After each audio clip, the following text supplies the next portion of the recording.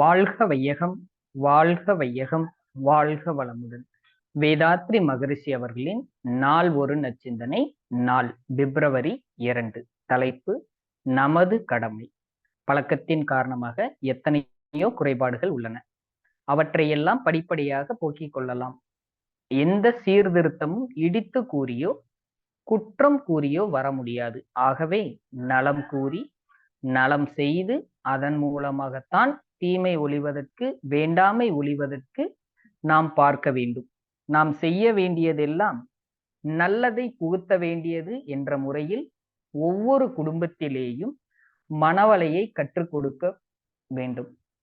அதாவது மனவளக்கலையை கற்றுக் கொடுக்க வேண்டும். இதனால் மனம் ஒடுங்குகின்றது, அடங்குகின்றது, அறிவு நுட்பம் பெறுகின்றது.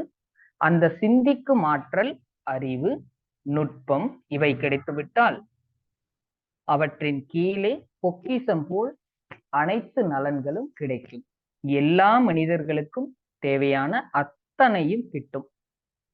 தவம் செய்து கடவுளிடம் வரம் கேட்க போகிறேன் என்ற ஒருவரிடம் நீ என்ன கேட்டாலும் அது பற்றாக்குறையாகத்தான் இருக்கும் என்று மற்றவர் கூறிவிட்டு, நான் தவம் செய்யும் போது கடவுளே என்னிடம் வந்து உனக்கு என்ன வர வேண்டும், ராஜ்யம் வேண்டுமா என்று கேட்டாலும் வேண்டாம் வேண்டாம் என்று சொல்லிக்கொண்டே வருவேன். எனக்கு நல்ல அறிவு வேண்டும் என்றுதான் கேட்பேன் என்றார். அதுதான் சரி என்றார். முதலாம் அவர் ஒத்துக்கொண்டார். அதுபோல நல்ல அறிவு இருக்குமேயானால் அதன் கீழ் எல்லாம் பெறலாம்.